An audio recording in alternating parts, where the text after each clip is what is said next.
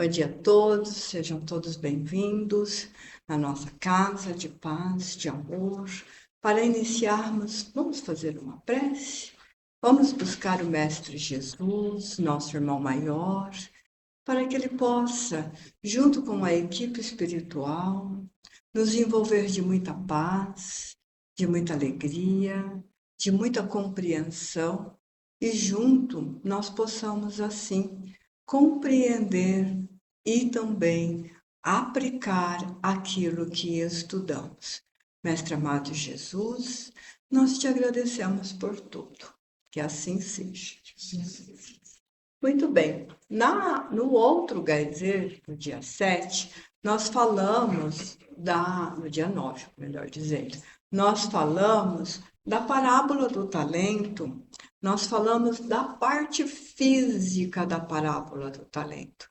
Então, eu expliquei por que tudo que Jesus falou e tudo que ele ensinou, ele se aplica às nossas existência e todas as existências em qualquer plano que nós estivermos.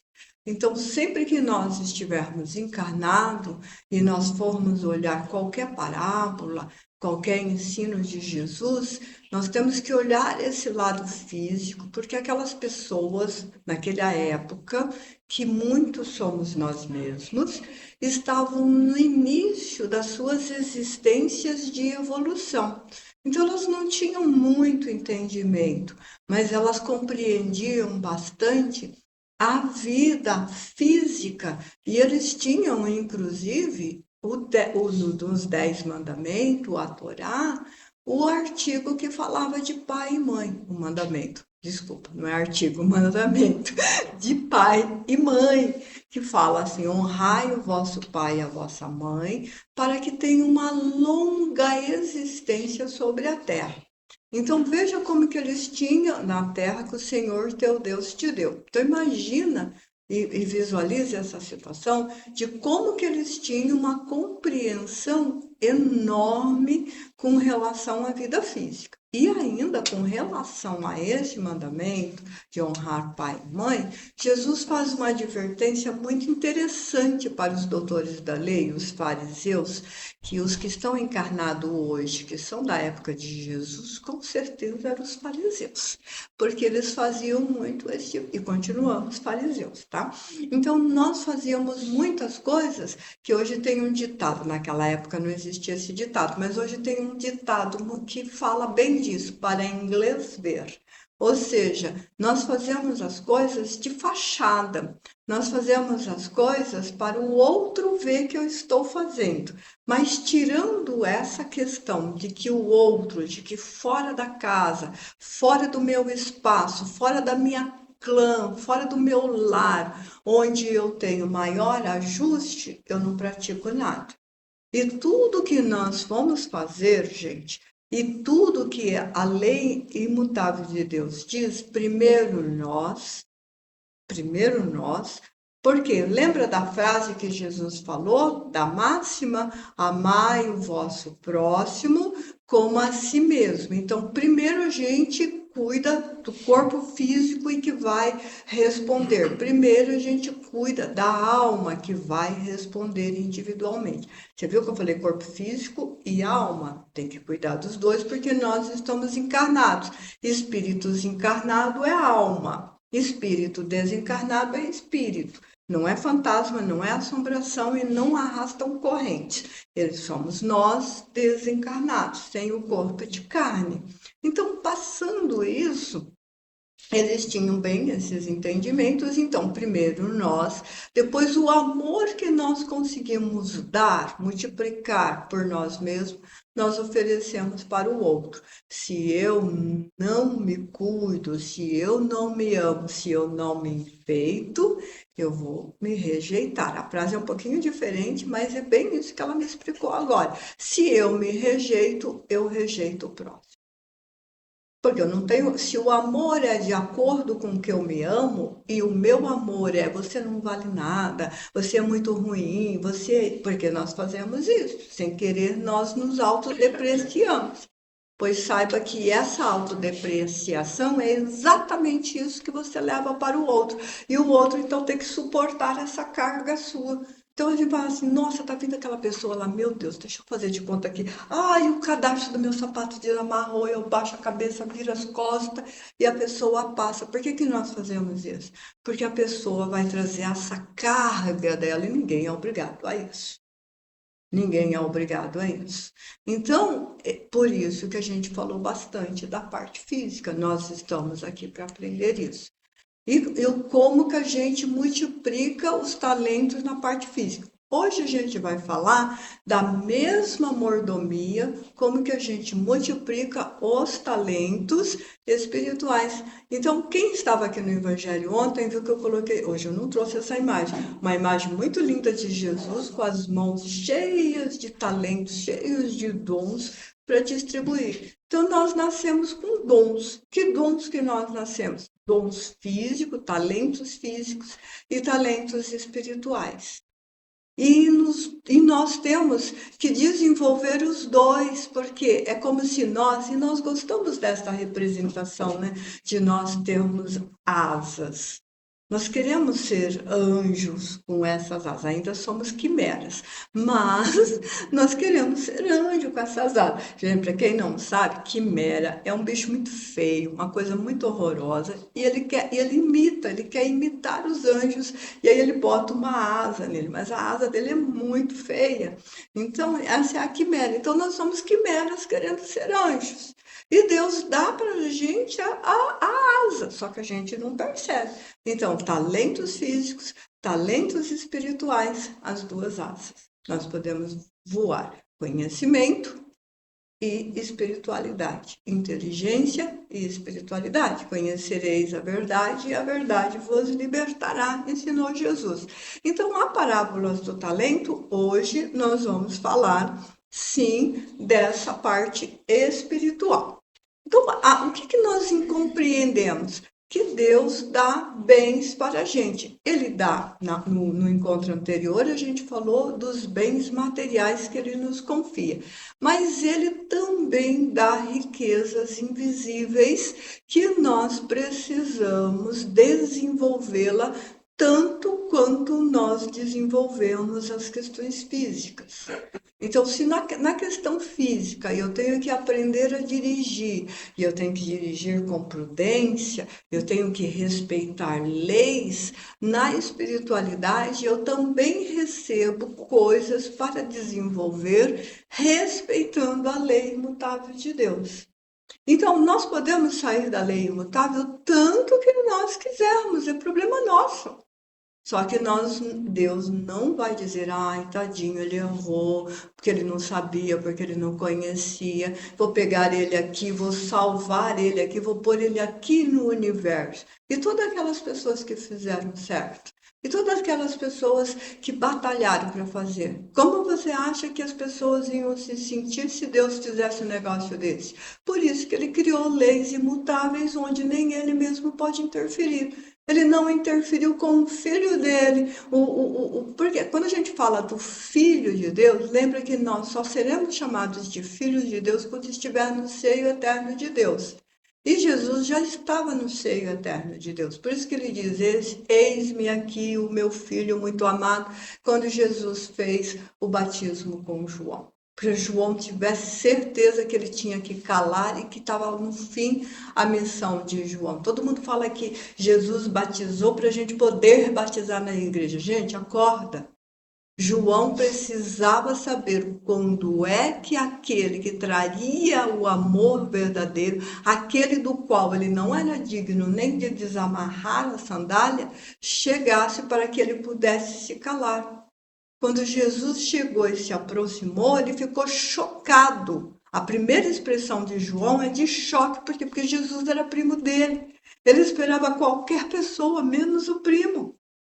Primo em primeiro grau. Então, quando Jesus chegou, ele viu o espírito de luz em Jesus, ele viu a alma de Jesus. João era vidente, por isso que ele atacava o rei da época e a esposa, porque ele era vidente, ele via isso. E aí ele diz, eis aqui o homem que, eu não, que fará grandes coisas pois mim, e do qual eu não sou digno nem de desamarrar a sandália. Então o céu se abriu num fenômeno físico, porque João também era um médium de efeito físico. O céu se abriu e todo mundo ouviu a voz. Eis aqui o meu filho muito amado. Por quê? Porque ele já vivia no seio eterno de Deus. A partir daquele momento, João calou, os discípulos de João vai para Jesus, Natanael, Pedro, era tudo discípulo de João. Eles deixam João e vai para Jesus.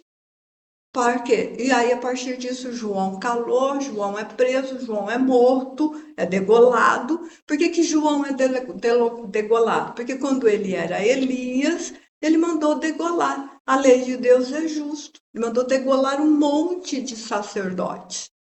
E aí, quando ele vem como João, ele é degolado. Ah, isso não está escrito em lugar nenhum. Está escrito e Jesus falou disso. Porque quando perguntaram para ele, mas para você ser um ungido de Deus, Cristo quer dizer ungido, para você ser um ungido de Deus, não era necessário Elias vir primeiro? E aí Jesus disse, eu vos digo, em verdade eu vos digo, que Elias já veio e ninguém o reconheceu. E todos os discípulos disseram, ele fala de João Batista. Ok? Então, tá aí, tá certo. Então, por isso que a gente tem que desenvolver isso. Se a gente não entender isso, a gente vai continuar fazendo bobagens.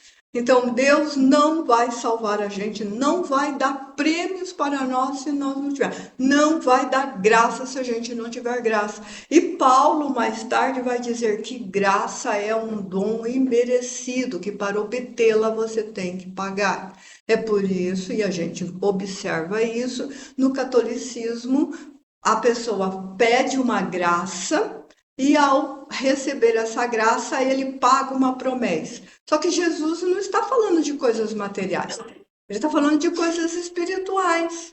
Então, às vezes a gente diz assim, ai Senhor, eu queria tanto ser amado, eu queria tanto, vou brincar aqui, né? Eu queria ser despachada igual a Divine, eu queria ser assim, eu queria ser assado, mas não faz nada para fazer. Deus não vai fazer isso por você. Você entendeu? Então a gente tem que se iluminar. Se a gente não se iluminar, ninguém vai fazer, porque está todo mundo. Visualize a seguinte cena: nós estamos todos subindo uma montanha ou subindo uma escada. Tem uma mensagem muito linda no livro Jesus no Lar, do espírito Neo Lúcius, que ele fala disso, da montanha do conhecimento, das duas asas. Eu não vou lembrar o número da mensagem, mas eu prometo que no próximo HZ, não importa quem que vai fazer, não sei se é a Iniciale ou o Antônio, mas eu vejo. Ah, a Iniciale. Então a Iniciale já se encarrega e traz isso pra gente, que ela também adora Neo Lúcius e adora esse livro. Chama Jesus no Lar. Gente, é um livrinho pequenininho, assim, mas é uma delícia esse livro. Entendeu? Então ele vai falar disso. Então nós precisamos fazer isso. Então Deus nos concede muitas coisas e a pergunta vai continuar a mesma. O que fizemos daquilo que recebemos? Então, a mordomia espiritual é o que nós vamos levar conosco. Quando nós desencarnamos, lembra que Jesus fez todo o seu evangelho em 3 anos. Ele trouxe um código divino para a gente. Gente, ele era maravilhoso, né? Imagina isso. Em 3 anos, a gente faz. Eu estou com 63, ainda não consegui fazer metade das coisas que eu preciso fazer em 3 anos. 3 anos. Ele traz esse código divino para a gente. Um código divino dentro das leis naturais de Deus. É fantástico. Ah, eu admiro. É meu herói. É o único herói que eu tenho. Então, ele vai perguntar para a gente o que a gente fez. Então, quando nós chegarmos lá, nós vamos ter que perguntar. O nosso amigo espiritual que está conosco, que foi preparado para estar conosco antes mesmo da gente nascer, Esse é o amigo de encarnação. Não misturar este com um amigo, com um guia mediúnico, caso alguém aqui seja médium. Então, o guia mediúnico é um. O amigo de encarnação, ele não se manifesta conosco, ele não vai falar com a gente. Esse amigo vai estar com a gente desde que a gente nasceu, até a gente desencarnar. Lá ele vai fazer a análise pessoal de cada um. Tem gente que não gosta de terapeuta, mas vamos aproveitar. Já começa fazendo a análise pessoal agora, gente, porque o amigo vai fazer a análise pessoal. Isso você acertou, isso você não acertou, isso vai ter que fazer de novo, isso daqui dá para ir para frente, blá, blá, blá, blá, blá. E aí você começa a refazer os seus estudos na espiritualidade, e aí você nasce com esses talentos. Alguns talentos você já sabe, a gente fala assim, nossa, a pessoa tem um talento nato, né? Toninho tem um talento nato para marcenaria. Nunca foi marceneiro. Mas se eu falar, eu preciso de. Ele já vai medir, cortar. O neto de vez em quando chama ele para fazer isso. Por quê? Porque ele tem um talento nato. E tem algumas coisas que a gente tem que aprender. E tem algumas que a gente tem que reparar. Então eu sonho em ser médico. Não dá para ser médico nessa encarnação. Ah, eu queria ser neurologista. Eu amo o cérebro, sou doente pelo cérebro. Falou de cérebro, e ele é lindo, né? Não sei se vocês já viram, mas ele é lindo, ele é fantástico. Tem gente que acha horroroso, mas ele é fantástico. Deu para ser terapeuta. Na próxima encarnação, quem sabe eu consigo chegar a médico. Entendeu? Por quê? Porque eu tive com certeza essa oportunidade, mas desvalorizei. Então é isso que a gente leva. E aí a gente carrega vícios também, fraquezas. Eu gosto da palavra virtude e da palavra fraqueza, porque nós carregamos fraqueza. E eu gosto da palavra fraqueza por causa do Cristo. Ai, a gente aprende tudo com ele, né? Ele é fantástico. Ele diz assim, no momento mais difícil da vida dele, quando ele está pedindo para afastar aquele cálice amargo que seria a crucificação, e por causa desse cálice amargo, Chico Buarque fez uma música linda. O pessoal critica a música para danar, mas a música é linda, que ele fala, Pai, afasta de mim esse cálice, faça, né? Quem não conhece essa música de Chico Buarque, né? Seja para criticar ou para gostar, todo mundo conhece, mas é por causa dessa fala do Cristo. Ele está orando, ele está chegando o momento da crucificação, e aí ele pede para passar o cálice. E a gente quer que Deus pegue a gente cheio de defeitos, cheio de fraqueza, cheio de imperfeições e coloca no paraíso. Jesus, Pai, afasta de mim esse cálice. O cálice da crucificação. Aí ele pede uma vez, volta a orar, pede de novo, volta a orar. E as pessoas que ele pediu para ficar junto com eles, os discípulos, dormiam. Vigiai comigo, porque esta noite é uma noite de muito dor. O que a gente faz com os amigos da gente quando eles dizem para a gente que estão doentes? A gente diz assim, mas é hoje, mas é agora. Mas escuta, a gente diz isso. Conte comigo para daí vier. Aí a criatura acredita e manda uma mensagem para você: olha, eu tô com dor, tô com isso. Olha, o celular tem aquele sistema, né, de você olhar a mensagem e o outro não saber. Eu acho isso, gente. Quer saber se uma pessoa faz isso? Veja se a mensagem dele fica azulzinha quando você manda. Porque tem um truquezinho de não aparecer se ele visualizou. Isso é hipocrisia, gente. Isso é esconder talento. Isso é esconder talento. Deixar lá. A pessoa olha sem a pessoa saber. Eu, hein? Vou fazer de conta que nem. Mas você falou para a criatura que podia contar com ela a qualquer dia, qualquer momento. Não faz muito tempo, eu estava vindo de um encontro, tinha tomado 2 dedinhos deitado de vinho, 2. A gente não pode tomar 2 dedinhos assim, entendeu? Parecida. A pessoa, eu vi a mensagem, a pessoa tá lá. Domingo à noite. A pessoa tá lá, Sônia, pelo amor de Deus, você tem que vir na minha casa, porque não sei o que. Eu olhei e falei, nossa, eu não posso ir na casa. Eu não tô. Mas ninguém vai saber. Não, eu não vou estar com o meu juízo perfeito. Eu não sei o que eu vou fazer. Olha, eu não posso ir na sua casa, eu tô na estrada, daqui a pouquinho eu tô em casa, faço uma chamada de Zoom. Fui dormir quase 1h da manhã. Tô contando aqui, acabou, né, meu crédito, né? Joguei o crédito fora porque eu tô contando para vocês saberem a importância. Por quê? Porque a dor, ninguém chama uma pessoa 10 horas da noite no domingo se não estiver necessitado. Se você conhece a pessoa está precisando.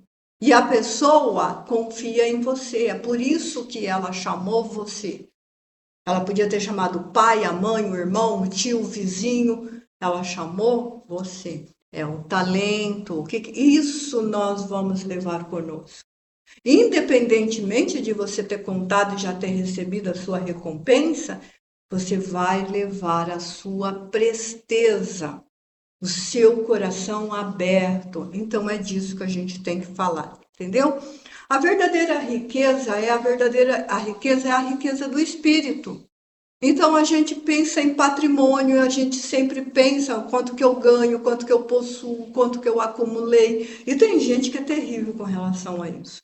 Ele ganha o dinheiro e ele guarda lá, e aí ele fica olhando a conta dele assim. Ai, tem X na minha conta, nas minhas aplicações.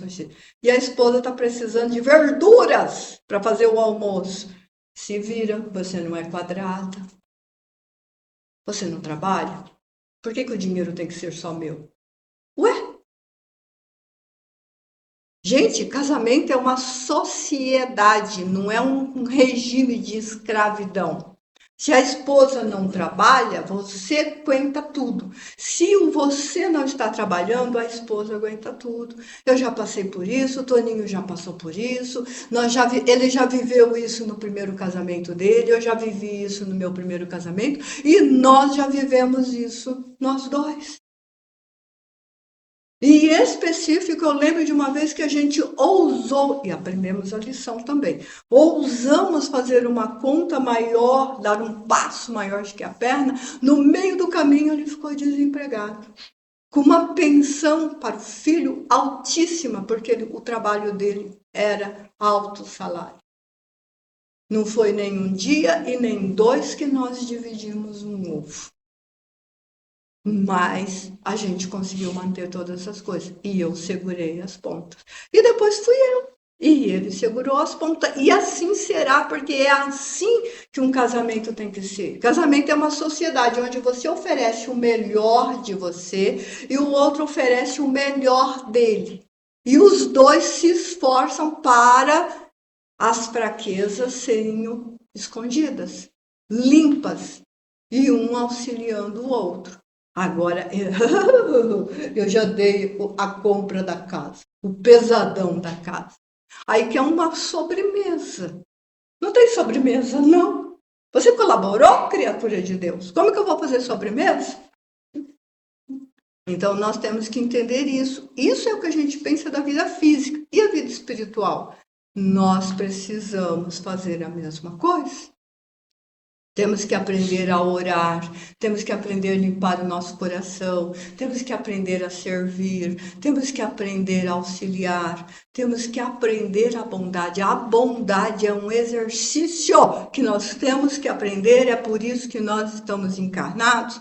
E dentro disso, nós também precisamos eliminar as nossas fraquezas. Voltando de novo lá, quando Jesus pede para passar o cálice, depois ele diz que era para ser feita a vontade de Deus, e ele vira para os discípulos e diz: o espírito está pronto, mas a carne é fraca, o corpo é fraco. Então nós temos fraquezas.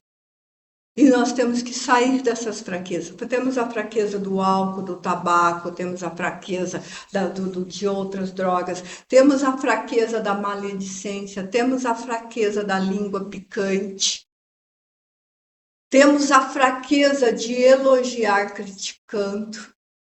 Você conhece aquela pessoa que você faz uma coisa e ela diz assim: nossa, ficou muito bonito, mas ela bota uma vírgula, mas se fosse assim o assado teria que ficar feito melhor, porque você não fez, criatura de Deus. Por que tem que criticar? Então, elogia criticando. Isso é uma fraqueza, e isso é uma fraqueza terrível do corpo, porque o que esconde atrás disso é a inveja.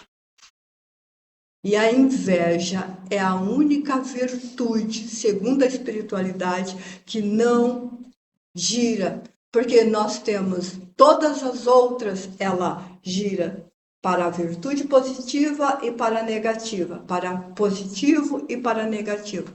A inveja é só negativa, ela é perene, ela é só negativa. Tanto quanto é perene o choro, você chora porque você está triste e você chora porque você está feliz. Só que o choro, vamos brincar assim, não tem fator RH, ele é neutro. Mas a inveja, fator RH dela é negativo. E a gente esconde isso.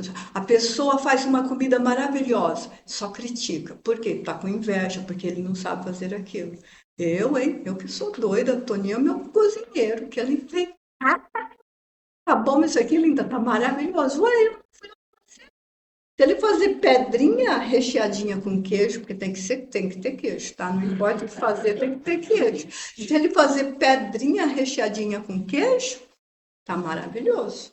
Entendeu? Então a gente tem que aprender a fazer esse tipo de coisa. Então a gente, ó, dinheiro perdido, casa pode ser vendida, empresa pode desaparecer, títulos ficam, os cargos terminam, mas ninguém vai perder o amor que aprendeu, a sabedoria que conquistou, ninguém perde a capacidade de servir, ninguém perde virtudes construídas ao longo das suas existências, começando desde agora. E nós já temos a consciência do bem, nós já temos a consciência do amor, nós já temos a consciência de servir, nós já temos a consciência de saber que a vida não termina. Nós somos felizes.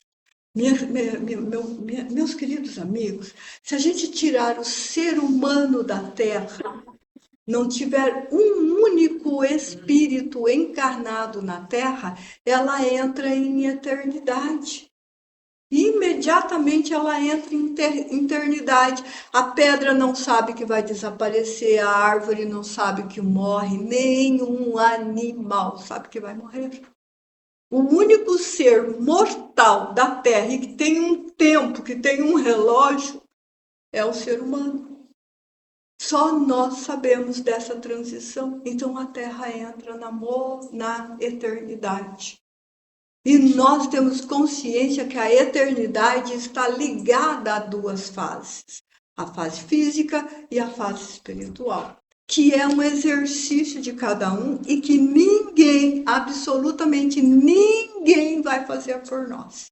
Nós que temos que fazer. Então, as verdadeiras riquezas são as riquezas do Espírito, são os tesouros dos céus. Por isso que Jesus falava que onde estivesse o nosso tesouro, ali estaria o nosso coração. Se o nosso tesouro estiver na terra, você tem lá no canal, Mensagem do Espírito agarrado aos tesouros. Tem livros de André Luiz que conta isso. O André Luiz conta com imensa tristeza. Acho que é um parente dele, eu não lembro se é o pai, não lembro quem que é. Tá lá agarrado na lama, vendo o quê? Dinheiro, vem das suas riquezas. Por quê? É onde está o nosso coração. Então, isso a gente tem que entender. O Livro dos Espíritos nos diz que nós precisamos progredir. É a questão 779, tá? Eu fiz um resumo dela. Mas ele fala da importância da gente progredir. Nós precisamos progredir, nós precisamos ensinar e aprender. E naturalmente nós vamos ganhando aquelas asas, respeitando o livre-arbítrio. O livre-arbítrio ele vai acontecer quando nós estivermos no amor incondicional igual de Jesus. O nosso amor, por enquanto, é condicionado. Deixa um marido olhar para uma mulher mais bonita que você mesmo para você ver se o amor é incondicional. Mas não é o mesmo, o inverso também é verdadeiro. Deixa a mulher olhar para um homem mais bonito que você para ver se o amor vai ser incondicional. Não vai ser incondicional. E de Jesus era incondicional. Você entendeu? Então, era não. É. Mas a gente ainda não sabe fazer isso. Nosso amor tem uma vírgula muito grande e dentro dessa vírgula tem mais, porém, todavia, portanto, por conseguinte, por aí afora. Então, enquanto a gente não tiver um amor incondicional, o nosso livre-arbítrio para nós não existe, ele é um arbítrio condicionado. E nós estamos encarnados para aprender isto. Descondicionar a posse. Nós adoramos encher a nossa boca assim, nós enchemos a nossa boca assim, dizendo: a escravidão acabou em 1889. Mas para analisar o quanto que nós tentamos fazer do outro o nosso escravo. Então, a verdadeira riqueza, Deus oferece oportunidades de crescimento e cada um de nós vai receber uma quantidade de oportunidades. A gente recebe, escolhe e colhe, porque quando a gente escolhe, a gente planta, daí vai colher. Aí eu plantei tempestade, quero colher o quê? Um jardim de rosas? Não vai colher, não. Eu só semeei deserto, areia, e aí eu quero um jardim, eu vou para um deserto. Então é isso que a gente tem que entender. Questão 785. Os espíritos afirmam que o maior progresso nosso é o orgulho e o egoísmo. Kardec diz que é o escolho da humanidade, o orgulho e o egoísmo. Mas nós temos dificuldade da gente entender isso. Estou passando um pouquinho mais rápido por causa do nosso tempo.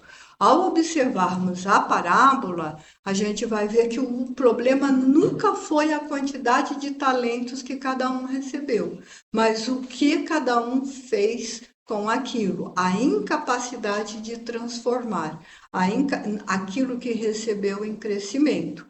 Então, por que nós devemos atender somente às questões materiais? Não é assim. O espírito trabalha para o corpo com toda a ocupação útil e toda a ocupação útil é trabalho. Então, fisicamente, nós trabalhamos e ela é uma ocupação e ela é trabalho. Só que também é trabalho. Estudar é trabalho, educar o filho é trabalho, controlar o orgulho é trabalho, vencer o vício é trabalho, desenvolver o talento artístico é trabalho. E cada um desses esforços representa um investimento. O patrimônio espiritual pessoal que nós nunca vamos perder. Ele é nosso. Nós nunca vamos perder isso, ok? Então, o Evangelho segundo o Espiritismo, nós falamos ontem, foi o tema de ontem, né? No capítulo 16, não se pode servir a Deus e a Mamon. E Allan Kardec afirma, ele mostra que a riqueza não é um mal em si, mas ela é uma prova. A riqueza é o meio de prova mais perigoso do que a miséria. E na riqueza nós temos que aprender a servir. E na pobreza nós temos que aprender a humildade. Então, se nós não aprendermos a humildade, porque tem um monte de gente que não tem dinheiro nenhum e é terrivelmente orgulhoso. Terrivelmente orgulhoso. E nós temos um monte de gente que tem muito dinheiro e distribui e faz isso com muito amor e muita alegria. Então, o que acontece? Amplia a nossa responsabilidade. Quem sabe mais, quem já tem uma responsabilidade maior, recebe mais, administra mais e responde por mais. E quem sabe menos, tem uma quantidade menor. Mas nunca foi sobre quantidade. Sempre, absolutamente sempre, essa parábola está falando de fidelidade. Então, o quanto que você é fiel aos talentos que você recebe. Então, um recebeu 5 talentos, o segundo recebeu 2. A colheita foi diferente, a aprovação foi a mesma. Então, Deus ele viu a fidelidade daqueles 2. E o terceiro mordomo, o que aconteceu com ele? Ele não perdeu o talento, também não multiplicou, escolheu enterrar. Quantos de nós escolhemos enterrar? Temos a oportunidade na mão, mas a gente não faz isso. A lei diz que não basta conservar, é preciso desenvolver. E se eu não desenvolvo nada, eu estou estacionado. Se eu estou estacionado, eu vou ter que refazer as lições. É por isso que a gente diz que nós somos alunos repetentes. Porque a gente recebe a oportunidade, enterra o talento, só que nós vamos responder por omissão. Não vai ficar elas por elas. Não é prudência enterrar o talento. Você vai responder pela sua omissão. Você teve a oportunidade de ser gentil, por que você não foi? Você teve a oportunidade de ser generoso, por que você não foi? Você teve a oportunidade de doar, por que você não doou? Você teve a oportunidade de fazer isso. Tem uma história muito linda, né? A gente tem mais assunto aqui, o preço da omissão, tudo, mas eu não vou avançar o nosso tema. Melhor ainda, só vou pôr aqui o canal para vocês não esquecerem. Ó, tinha muita coisa, hein? Eu vou colocar o canal aqui. Gente, o canal tá errado, tá? Eu disse espírita, mas não é espírita, é espírito. Procure lá, Espírito e Vida com Kardec. Nós temos todas as histórias, todas as preleções, histórias que o Espírito conta, a aula, essas aulas que acontecem aqui, tudo está dentro desse canal. O Antônio separa tudo por playlist. Quero ver as aulas, tem a playlist das aulas. Quero ver as aulas do Gaizê, tem a playlist. E tem uma playlist bem legal que é Histórias que os Espíritos Contaram. Tem histórias fantásticas, fantásticas. Mas voltando aqui para encerrar, tem uma história bem interessante, eu não sei de quem que é a história, que conta de um homem que todo domingo ele ia na missa. Todo domingo ele ia na missa, só que ele tinha o seguinte hábito. Ele ia na missa e quando ele voltava da missa, ele punha uma pedrinha dentro de um saco. E aí ele ia na missa no domingo e punha pedrinha, ia na missa no domingo e punha pedrinha. E o tempo foi passando. Um dia ele estava indo para a missa e tinha um cavalo todo enroscado num arame farpado. Ele ficou com dó daquele cavalo, foi lá, lutou, pelejou, tirou, salvou o cavalo, soltou aquele cavalo do arame. Só que ele não pôde ir para a missa. Quando ele terminou isso, a missa já tinha acabado. Ele voltou para casa muito triste, não botou a pedrinha, porque ele não tinha conseguido ir na missa. Ele continuou indo na missa, botando a pedrinha no saco. Muito tempo depois, velhinho, ele desencarna e o amigo espiritual dele chama para avaliar. E aí tem uma balança e tem uma pedrinha dentro da balança. Aí ele fala assim: não, tá errado. Todos os domingos eu fui na missa, eu tenho muitas pedrinhas, eu perdi uma única missa, porque eu tive que arrumar um cavalo. E o amigo disse: essa é a pedrinha que você vai ser avaliado. O único dia que você foi verdadeiramente útil. Então, a parábola do talento fala de utilidade e de fidelidade. Então, nós estamos sendo úteis e nós estamos sendo fiéis e nós estamos desenvolvendo os nossos talentos e nós desenvolvemos o nosso talento com pai, com mãe, com filhos, com esposas, com esposos, com vizinhos e aí vai multiplicando, mas começa dentro da nossa casa. Eu posso ser maravilhosa aqui, divine aqui, se eu não for divine na minha casa. Se eu não for divine na casa dos meus pais, não serve de nada. É a pedrinha da missa.